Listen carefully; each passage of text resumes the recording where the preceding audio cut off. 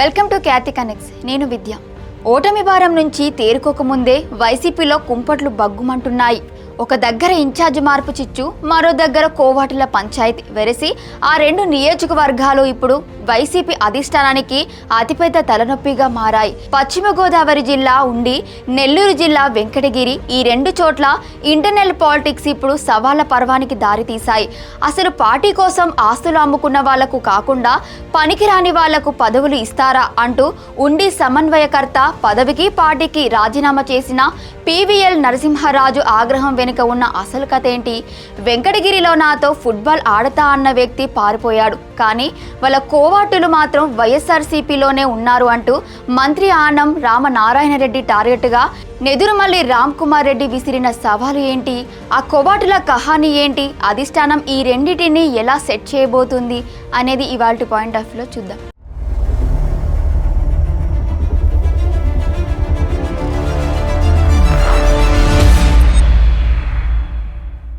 పశ్చిమ గోదావరి జిల్లా ఉండి నియోజకవర్గంలో వైసీపీ రాజకీయం రణరంగాన్ని తలపిస్తోంది. నియోజకవర్గ సమన్వయకర్త పీవీఎల్ నరసింహరాజు పార్టీకి గుడ్ బై చెప్పడంతో ఒక్కసారిగా కలకలం రేగింది. 2 సార్లు ఉండి వైసీపీ ఎమ్మెల్యే అభ్యర్థిగా పోటీ చేసి ఓడిపోయిన ఆయన వైసీపీ ప్రభుత్వంలో డీసీసీబీ చైర్మన్గా కూడా పనిచేశారు. అయితే ఉన్నట్టుండి ఆయన్ని పక్కన పెట్టి మంతెన యోగేంద్ర కుమార్కు బాధ్యతలు అప్పగించడంతో నరసింహరాజు వర్గం బగ్గుమంది. పార్టీ కార్యాలయం దగ్గర వైసీపీ జెండాలను, ఫ్లెక్సీలను అనుచరులు లాగి పడేశారు. ఈ సందర్భంగా నరసింహరాజు చేసిన కామెంట్స్ ఇప్పుడు అధిష్టానానికి స్ట్రాంగ్ కౌంటర్లా మారింది.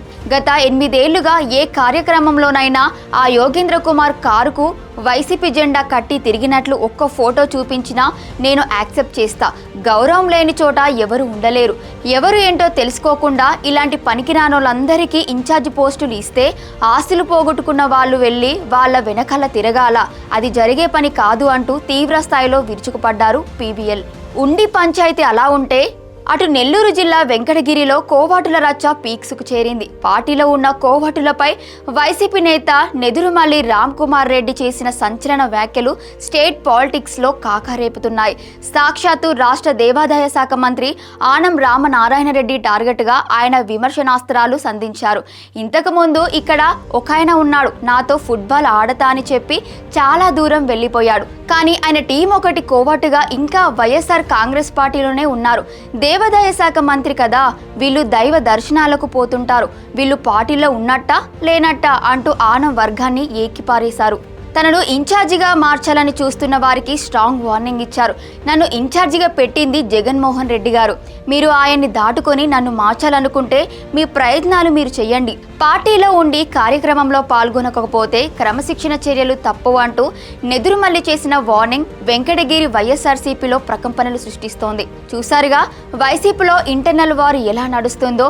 ఉండిలో ఇన్ఛార్జిను మార్చడంతో సీనియర్లు రాజీనామాలు చేస్తుంటే వెంకటగిరిలో తనను మార్చే దమ్ము ఎవరికి ఉందంటూ ఇంకో ఇన్ఛార్జ్ తొడగొడుతున్నారు.